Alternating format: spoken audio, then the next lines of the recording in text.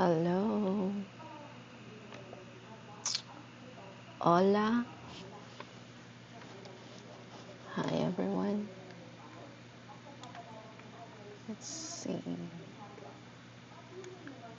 Okay. Ay, hindi ko yata nabago yung comment. I don't think there is. Meron ba?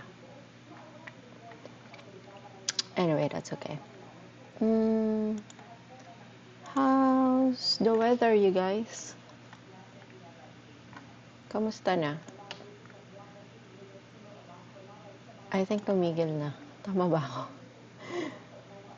Although we have TV Patrol here, pero parang I'm not sure. Tumigil na ba yung rain?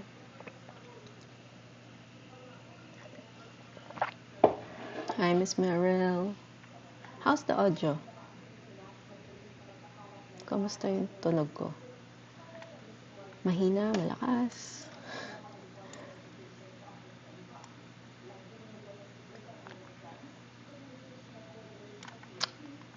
Yeah, just comment below. How are you guys? May nasalanta ba? I hope wala.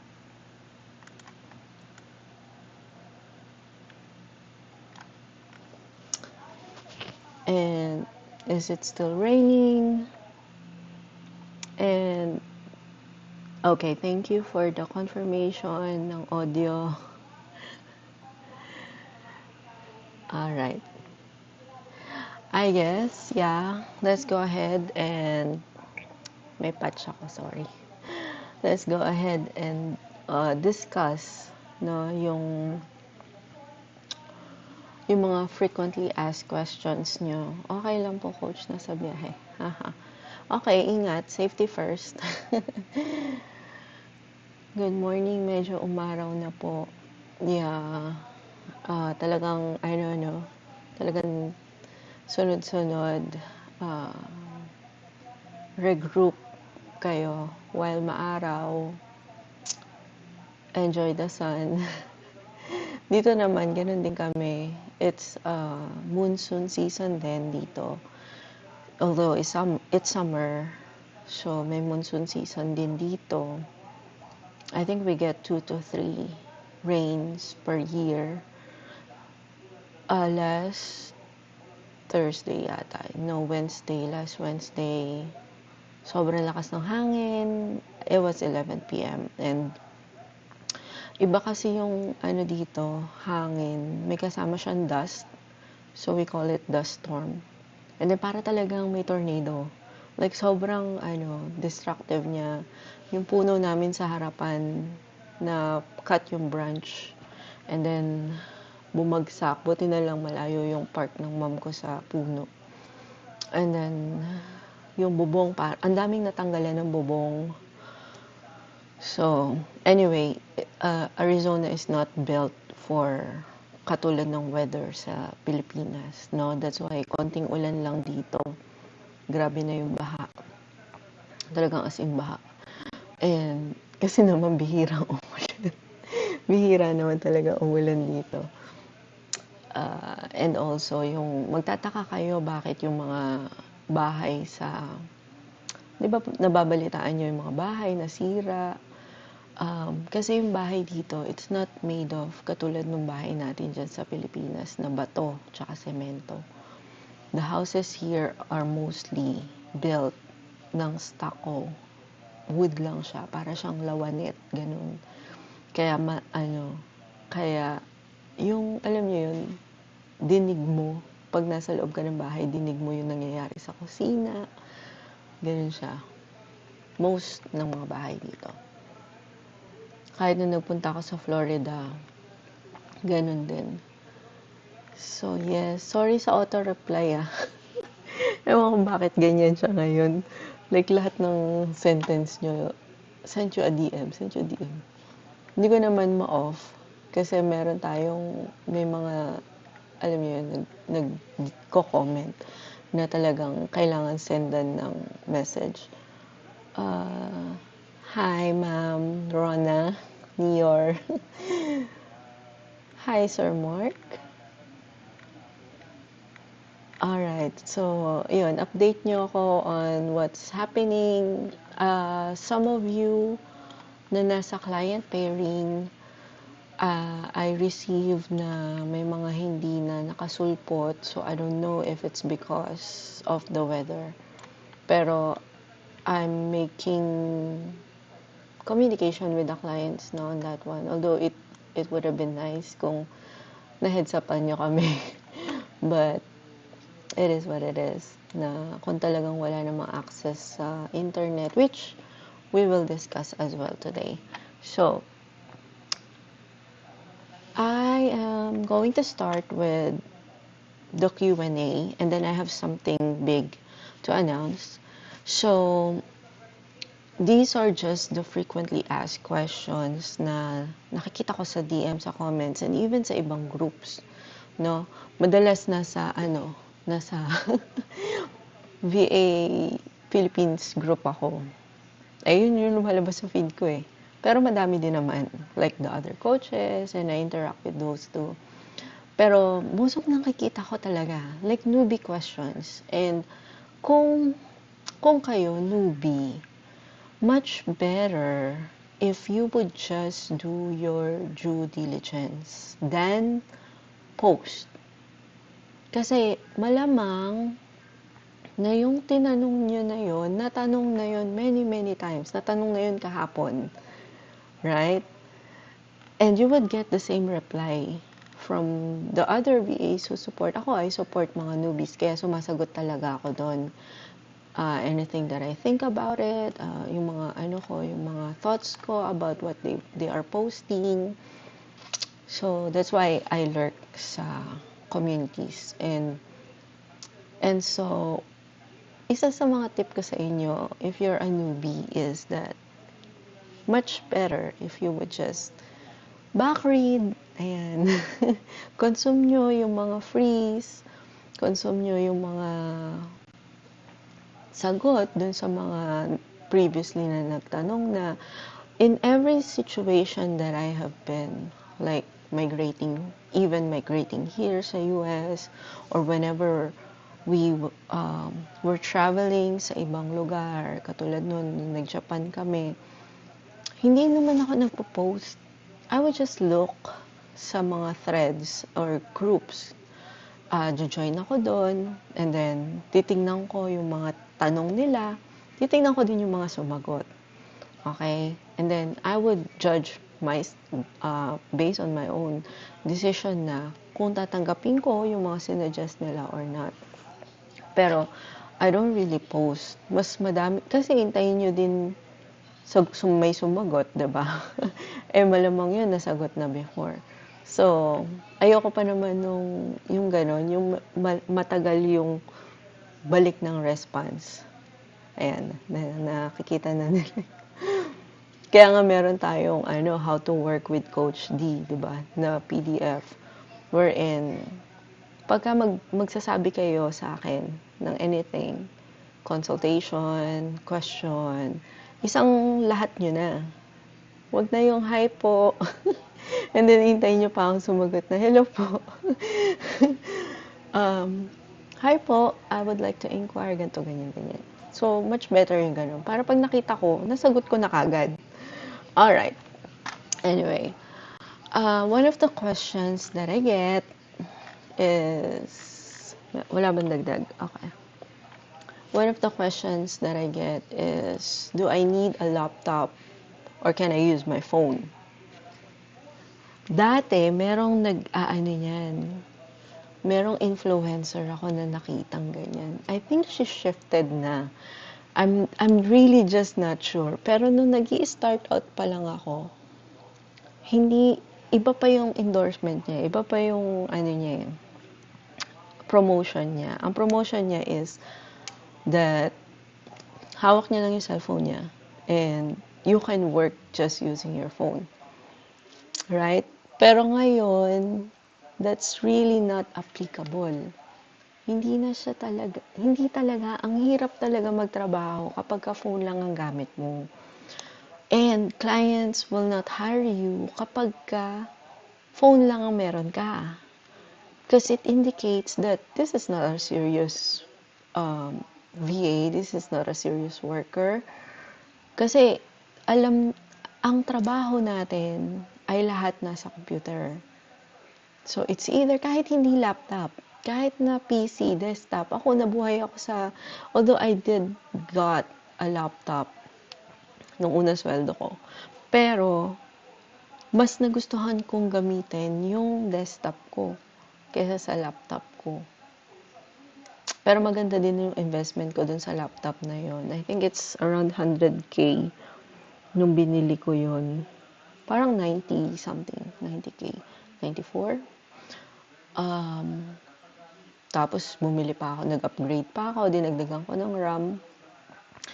Tapos, tumagal siya hanggang ngayon. Actually, hanggang ngayon. Ano pa siya, buhay na buhay pa. O, di ba? 9+ years na. And, granted, na ipamana ko na siya. Pero, isa din sa mga ginamit ko talaga is yung desktop. Ngayon, I'm using a laptop. And I also have a desktop. Pero yun nga, kailangan nyo. So, kahit na segunda mano, kung ano meron kayo na computer, yun muna gamitin nyo. And then, kapag nagka-client na kayo, yun ang una nyo investan. Yung mag-upgrade. Kahit na hindi yung halimaw na specs.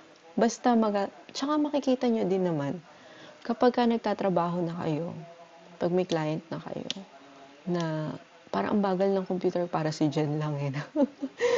Ang bagal ng computer ko, kailangan ko na mag-upgrade. So, titingnan mo na ngayon, kailangan ko ba mag-upgrade ng RAM? Palitan na ba completely talaga? So, ayun. But you need a laptop. You cannot use phone. Kung ang position mo ay kahit ako OBM na ako, online business manager na kasi si coach. Kahit na OBM ako, I can work, yes, online using my phone, like managing the team, updating the client, yung sa status, quick collaboration. Pero ang real work ko, uupo pa rin ako sa computer ko. It's hard. Even yung mga calls ko, ginagawa ko sa computer. And so, what if my internet isn't that fast? Magkakaproblema tayo dyan. There's a workaround around that naman. Hindi naman din siya completely disqualifier. Pwede din naman. Like, sa umpisa, you can work with it. And I think sa mga agency, tinatanong na ngayon, what's your backup plan? Like, do you have a backup internet? Alright? So, dito, normal na yung kami, Wi-Fi, and then, merong data. Kasi dito, lahat naman naka-line halos. So, we use our data. Kapag nagfe-fail yung Wi-Fi, and vice versa. I think dyan, meron yung mga pocket Wi-Fi. Nung nandiyan pa ako sa Pilipinas, yun, may pocket Wi-Fi kami. Yung parang maliit lang siya. Yun, pocket Wi-Fi. Meron kami nun. And then, may Wi-Fi kami sa bahay. So, yun, kailangan nyo talaga ng Wi-Fi. If you have a client na and nakita nyo na naapektuhan na talaga yung trabaho nyo, like, ang bagal, diba? Maybe it's time to upgrade since may client ka naman na. Do I need to be techie already? No, but you have to be teachable. Okay? So, being techie comes from repetition, not from starting out as a gift. Kasi, wala naman talagang pinanganak na techie. So, naaaral naman kasi yon. So, every skill you see sa amin ng mga experienced VA, we learned it exactly the way that you're going to learn it now. By doing it. Okay? By applying it. Yung iba, hindi nga marunong dati um, CRMs. Yung iba dati hindi marunong email marketing tool. Pero ngayon, gagamit na nila, nakakapag-send na sila sa akin ng email. Yung iba hindi marunong gumamit ng social media tools, ayan. Pero eventually, you'll learn it as you train yourself with it. And another question that I get, do I need to be fluent in English? You need to communicate in English. Kailangan yun. Kasi, yun nga, international language, most people speak it, and most clients, yun yung language, lalo na kung dito sa US yung target nyo. Pero, I tell you what, wag kayong ma-discourage kung may accent kayo, kung naro-wrong grammar kayo.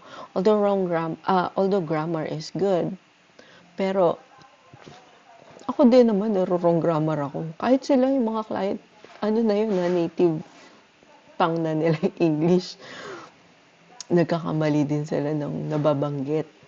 So, hindi naman kailangan call center perfect. Pero, maganda kung lalo na kung client-facing ka, meaning haharap ka sa mga kliyente ng kliyente mo, na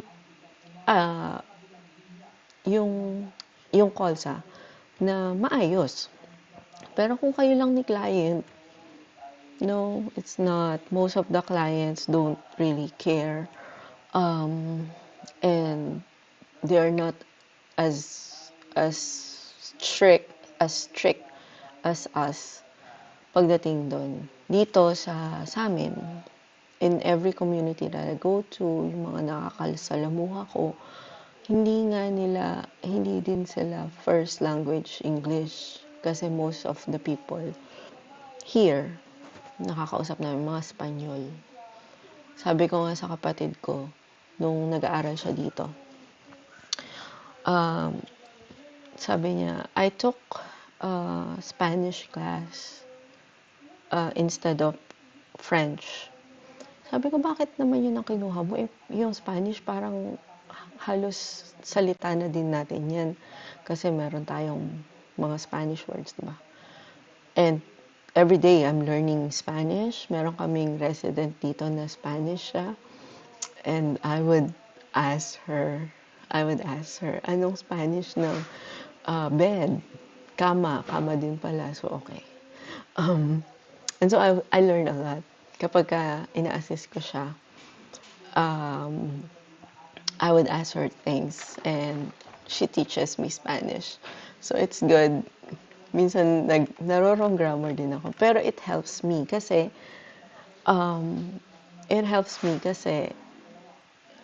we talk to a lot of Spanish people here. So sanay sila, guys, yung mga clients.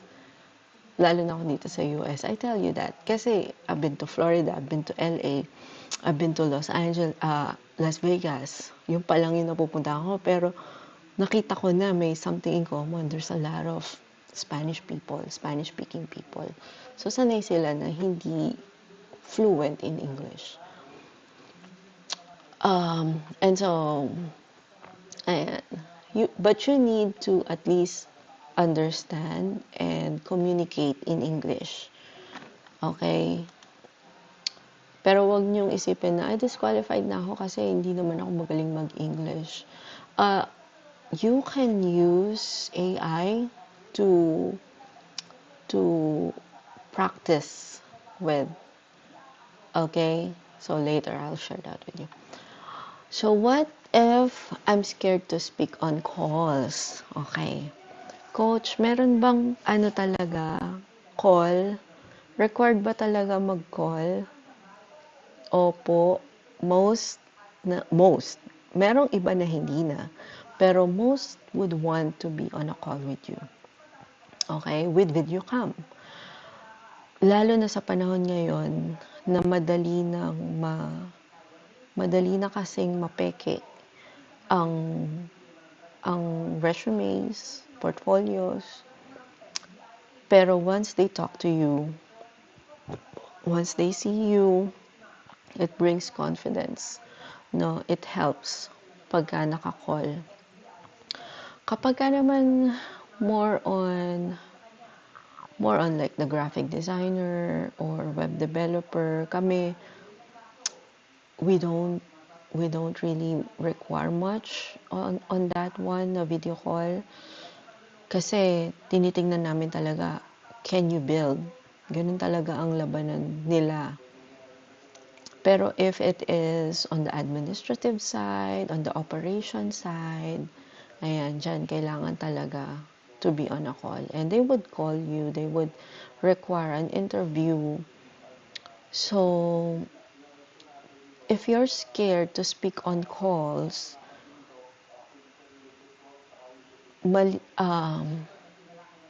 I would say na you have to get over that. Kasi kung iintayin mo na maka-come across ka ng client na hindi nagre-require ng call, time is passing by. And bihira lang talaga yung mga ganon. Okay? Sa people per hour, na-experience ko na hindi na kami nagko-calls as an admin, as a VA.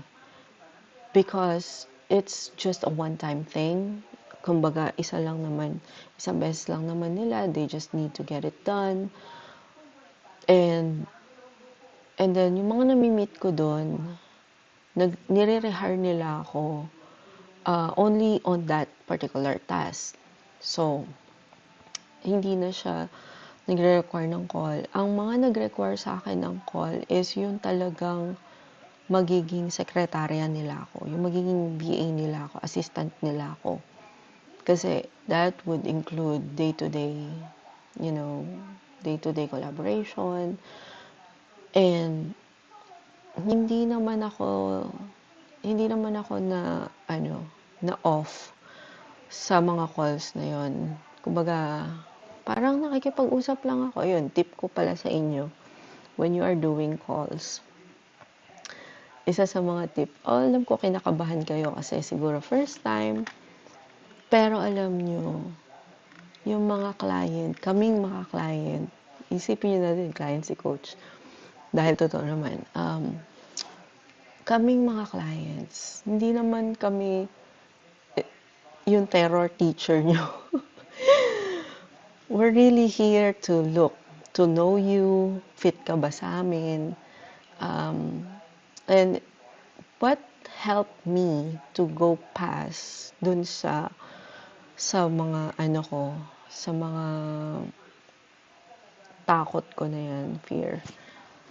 Whenever I get on a call with a client, I would think of it na parang matagal ko na silang kilala at ngayon lang ulit kami nagkita. Ganun. So, parang, uy, it's nice to see you again. Diba? Parang ganun. Ganun siya. I just think of it na matagal ko na tong kilala. Hindi ko lang siya na-meet ng many years. And so, this is our first time meeting again. Pero matagal ko na siyang kakilala. Ganun. And that really boosts the conversation. Kasi hindi mo ako makikitaan ng kaba. Kasi, yun yung nasa mindset ko. And, of course, there's no ma'am or sir, lalo na kung foreigner ang kausap nyo. It's a first name basis. I-establish nyo na yan. Alam ko, iba sa kultura natin, pag agency yan na Pinoy, expected yon na mag-ma'am sir ka sa kanila.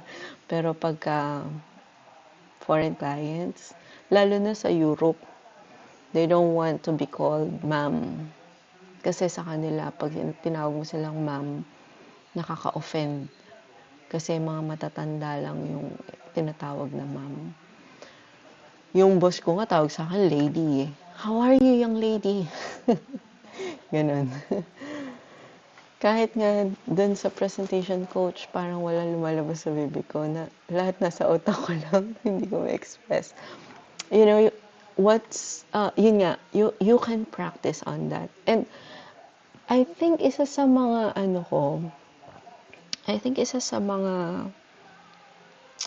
nakahiligan ko kasi, hindi ako masyadong nanonood ng Tagalog eh. Hindi ako masyadong nanonood ng Tagalog. More on English. Kahit noon pa, kahit nung bata pa ako, more on English talaga. So, nasasanay ako, alam ko yung proper pronunciation, construction, and then I read a lot, no? Pero one other thing that would help you is to practice using AI. They can do that na. So, practice, when was that? Oh, okay. Nung nag-workshop kami sa AI, nung finals ko sa college, yun yung finals namin eh. We have to host a webinar about AI. And actually, webinar nga namin na yun, is AI replacing my job? Parang ganun eh. Yun yung title eh. Anyway, that webinar, after nun, or before nun pala, kasi may mga trial runs kami, kausap namin yung host namin. And she demoed it. Dinemo niya kung paano siya tinutulungan ng AI na ma-polish yung speaking in German kasi. Yung language. So, they are speaking in German. Yung salita nila nung AI niya tsaka siya, nag-uusap sila. So, every day, you can ask your AI, let's train. Ganun. Kung talagang gusto nyo at yun ang roadblock nyo, madaming paraan. O only training can get you out of it. Kung gusto nyo naman talaga na ayaw nyo talaga, then you would suffer sa, yes, magkaka-client ka, subcon, magkaka-client ka, mga ka-team mo, Pinoy, or hindi ka direct sa client, ganun. Could be that. I mean, you would get different, I guess, rate, different position, unlike dun sa mga nagda-direct sa client. So, I hope you get what I mean. Don't be misled. Wala namang masama sa subcon. Nagsa-subcon din ako dati. So, do I need experience first? Okay? So, si coach, wala naman ako experience before. Hindi naman ako nagka-experience. Hindi ako nagka-work experience ever. So, hindi naman. Clients hire reliability first. Are you reliable? Ang kailangan mo is you need proof that you can follow the instruction, communicate without being chased, and yun, build your credibility, make sure you have enough proof na hindi ka nang-ghost. Ayan. When you collaborate with me, ayan, I could be your reference. Pero if you're not collaborating with me, don't make me a reference. Kasi kilala ko yung mga nagko-collab talaga sa akin. So yes, I can help you with that one, with that part pagdating sa client testimony. Ayan. So, but yeah, you need proof na kaya mo talaga yung trabaho. And wait lang bago ako magpunta sa susunod na point. Parang nabibilisan ako. Pero kasi ang dami kong sasabihin eh. True coach, lahat nasa utak lang. Parang naghang ka na doon, no? Kala mo nasabi mo na, hindi pa pala. So anyway. Do I need to know my niche before I start? Ayan, isa ako sa mga, controversial coaches on this one kasi hindi ako nagpapa-niche down agad-agad. I don't want you to niche down. Ayoko talaga. Kasi niching down means that you already know what worked and what didn't work. Okay? So now, katulad niyan sa starters, meron nagsasabi na, "Oh, I love lead gen. I love doing lead generation. Na-enjoy ko siya," ganyan, ganyan. Meron nagsasabi, "Ang hina ko sa lead gen, weakness ko yung lead gen." O, 'di ba? So, nakikita nyo ngayon, paano kung pinasok nyo kaagad yung Go High Level? O, 'di ba? Nangarag kayo ngayon na, hindi, Go High Level lang ako. Tapos na-find out nyo pala, ay, ganito pala ginagawa dito. So, I don't want you to niche down immediately. Eventually, katulad ni Coach, eventually, nag-niche down na ako. Pero I see to it na na-explore ko na yung mga possibilities na pwedeng pasukan.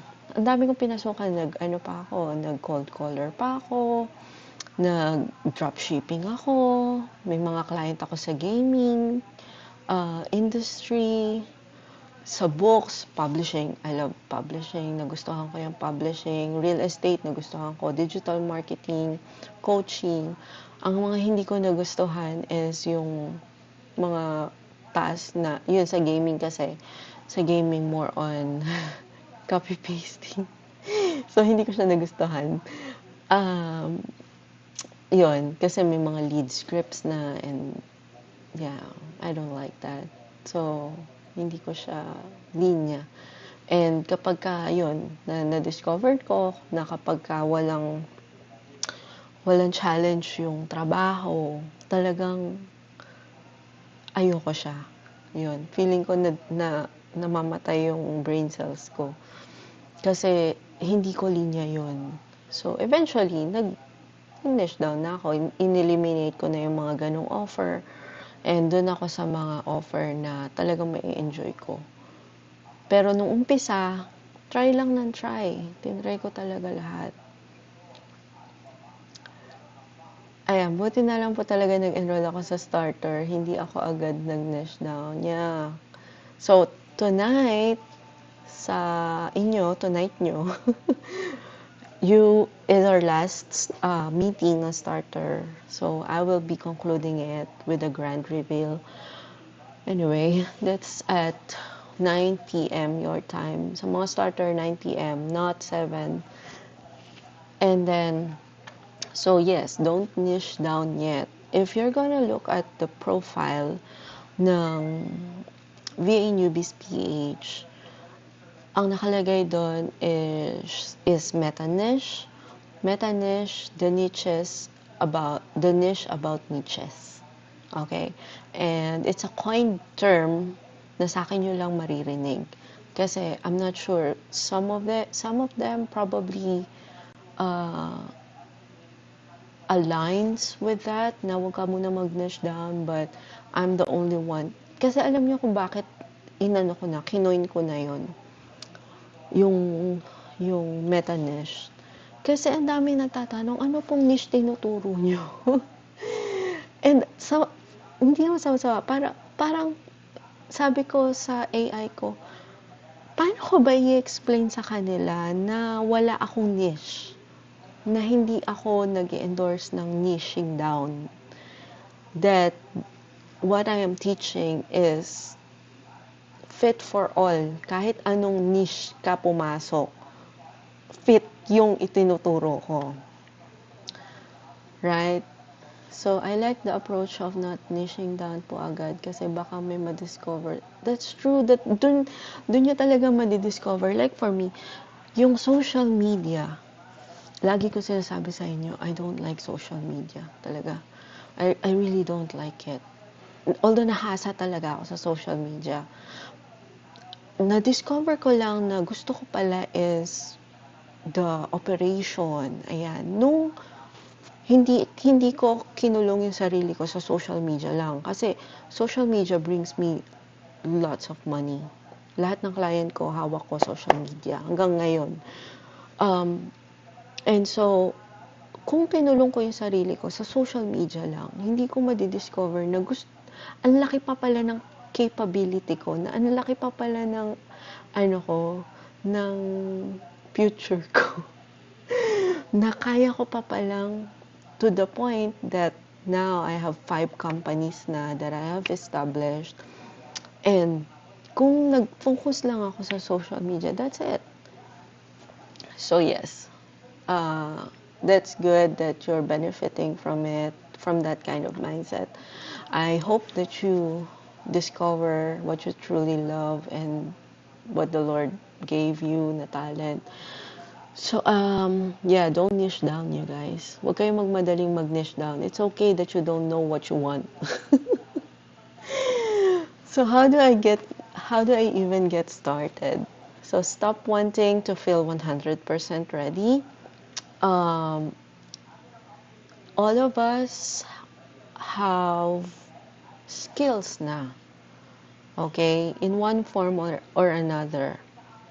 For sure yun, you have a skill. You could be a sales manager, you could be a salesperson, you could be a customer service person sa corpo. Ano pa ba? Ang dami, sa sales, sa service, pwede mong i-integrate yun sa VA world. Okay? So, pick what you're good at. Pick a service. Put yourself in front of the client. And wag kayong magpapadiscourage sa mga no's, sa mga rejection. Part yun. Ako, ang dami ko din rejection. Kahit hanggang ngayon, may mga rejection pa din ako. Pero, alam mo yun, okay. Ano naman, kung hindi tayo fit eh. 'Di ba? Huwag mo ipilit yung sarili mo dun sa taong ayaw naman sa'yo. So, move on. Okay? So, if you're gonna notice something, no, dito, every single one of those questions is about being ready enough to start.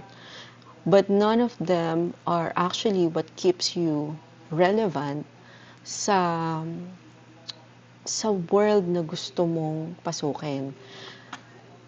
Interconnecting po lahat ng mga niche. Very helpful kung madadaanan mo different niche. That's true.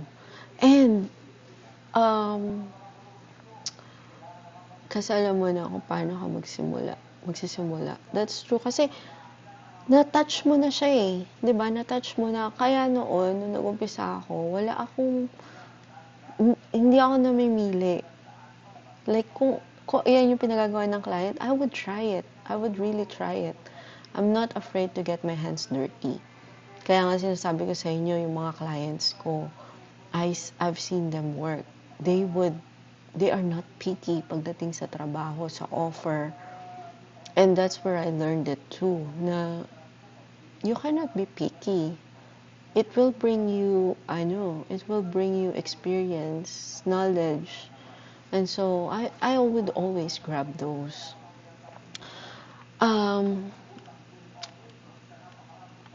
Sa mga nag-i-start up pa lang, sa mga nag-i-start pa lang ngayon, ang magiging problema nyo is bukod sa nakikipagsabayan kayo sa mga thousands na katulad nyo din na newbies, na walang experience, na nagta-transition sa VA world, bukod sa nakikipagsabayan kayo doon, sumasabay na din ngayon yung AI. So, ang hindi ko masyadong ma-express kung gaano ka-urgent yung AI, transitioning to AI. Kasi, parang nandito na nga siya. It's like it's already here. And so, kung magta-transition ka pa lang sa VA world, like let's say, as in completely newbie ka, wala kang kaalam-alam sa VA world, tas sasabayan pa ng AI, you'll be on a very big disadvantage. Kasi, even yung mga nasa starter, kahit papano, ahead na sila sa inyo. Right? Kahit kayong mga nasa starter, ahead na kayo sa iba. And so, etong AI, very controversial. Kasi, hindi naman niya totally aalisin yung trabaho. May trabaho pa din. Pero ang mangyayari kasi, katulad nung thesis na shinare ko sa inyo, 'di ba? Nag-share ako ng thesis. I think kagabi nyo, backread kayo. Wherein, dahil sa rise ng AI, a lot of people, a lot of individuals will be solopreneur. Magbi-business na lang sila. Imbes na pumasok sila sa corporate. They would just be a business of their own. Kesa mangamuhan sila, they will establish a business of their own. Now, dahil dadami ngayon yung mga solopreneur dahil sa AI, kasi yung product nila bumilis ang production ng businesses ngayon bumilis ang production ng workbooks, mga anything na sinesell dati na ang hirap gawin, websites, mabilis na ngayon, sobrang bilis na. Dati it would take us weeks, months even. I have a website na binuo namin, months yun. And ngayon, saglit na lang. So, it's easier to build a product now. So, a lot of people would transition from being an employee to a business. Pero ang kakailanganin nila, hindi naman sila mag-i-stay na sila lang mag-isa. Eventually, lalaki yung company nun. Right? Dadami yung parokyano, dadami yung bibili ng service, ng product nila. That's wherein they would need more hands. Now, those hands that they will hire are not just yung mga general VA.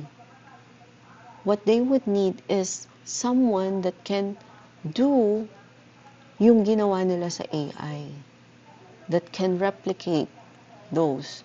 So, mga AI decision makers ang kailangan nila. AI integrators, AI commanders. You will hear that a lot in the coming weeks and months. Okay? And kaya sinasabi ko sa inyo to kasi nakita nyo naman yung data. Ang daming solopreneur. And there's a rise. Second quarter pa lang yun. Yung ni-report ko na yun. So, I'm waiting for the third quarter and finally the whole 2026 by early next year. I'm so excited to hear about it kasi talagang complete na yung data by then. Sabi ko lang kanina, I have enough data to conclude. Kasi enough na yung second quarter to indicate, yun yung indicator that it is the thesis is in the right path. Okay? So, aralin nyo yung shinare ko na yun. I would also deliver that as a Monday drop. Okay? Na-prepare ko na yun.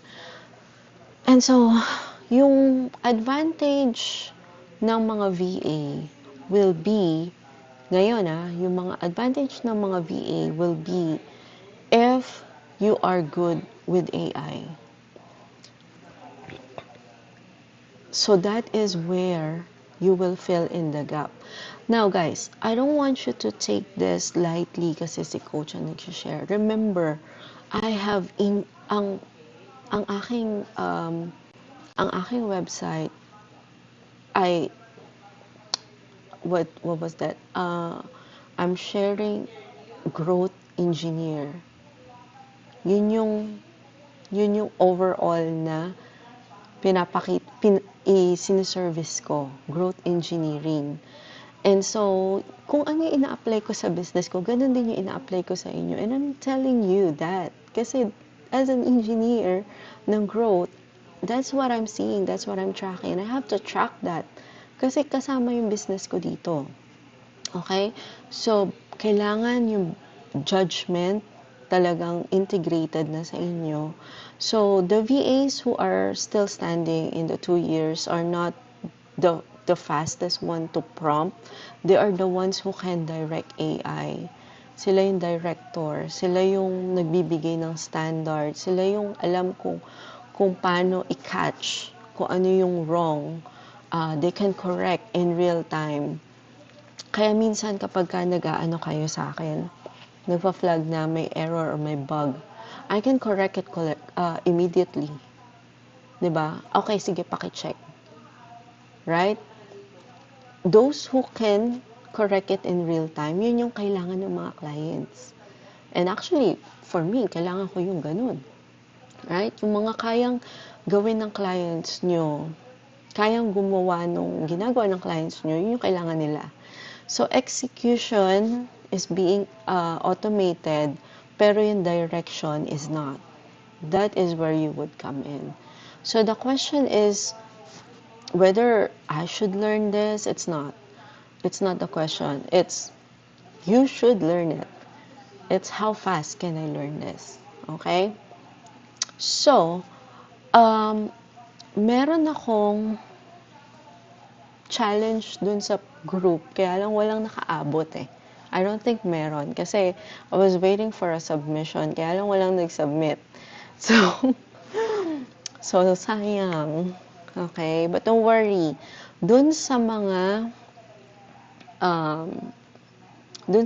gusto, it's kind of a sudden, only because ito lang talaga yung natitira kong time slot. Okay? Sobrang sobrang dami ko ng commitment. Meron akong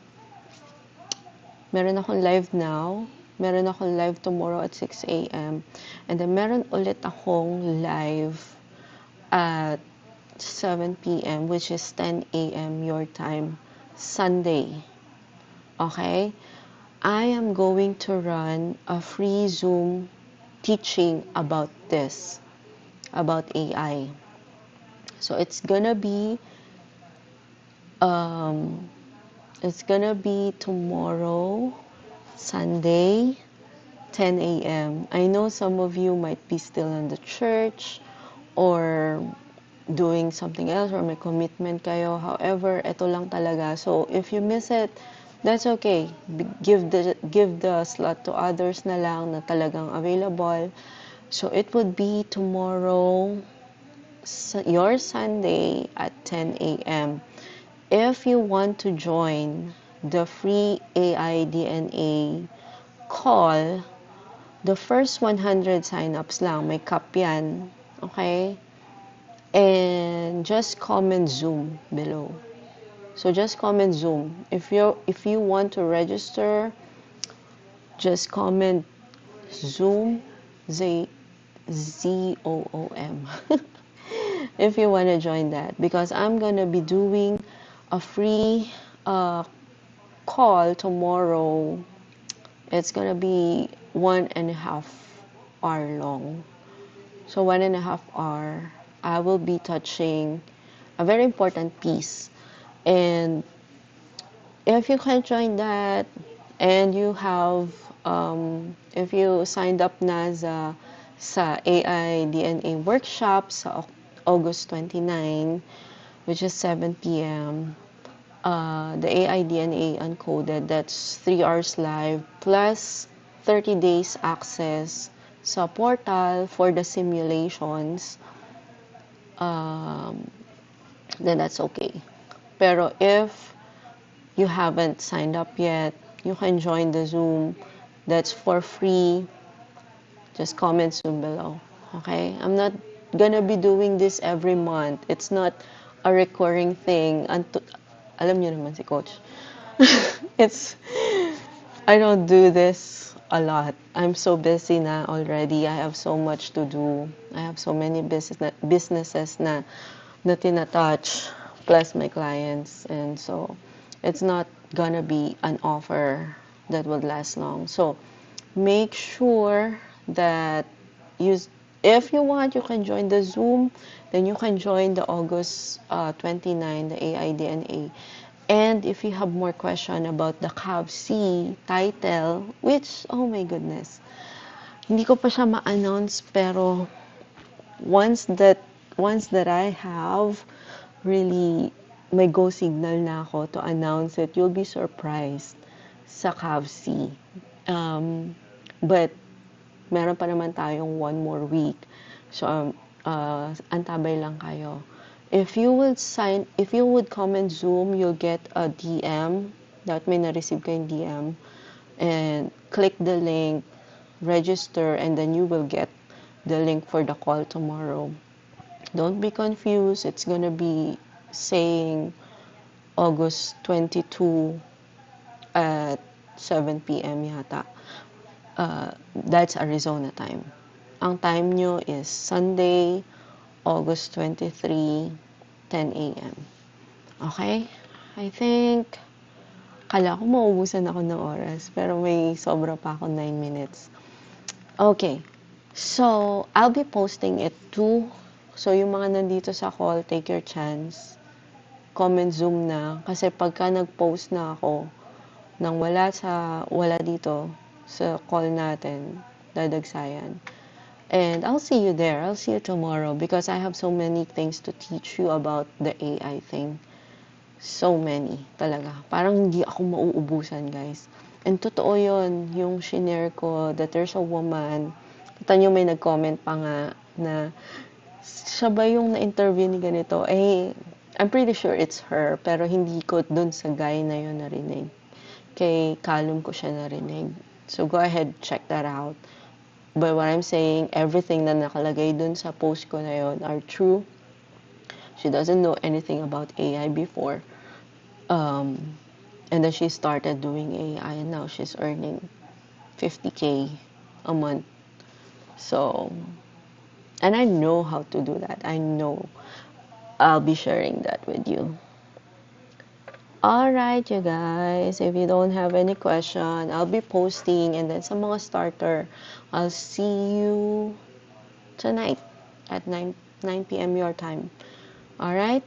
Kung nag-send kayo ng website nyo, then I'll check it out. Kung umabot sa deadline. Alright, thank you guys. I hope you enjoy the rest of the day. And I'll see you tomorrow if you'll be there. Bye.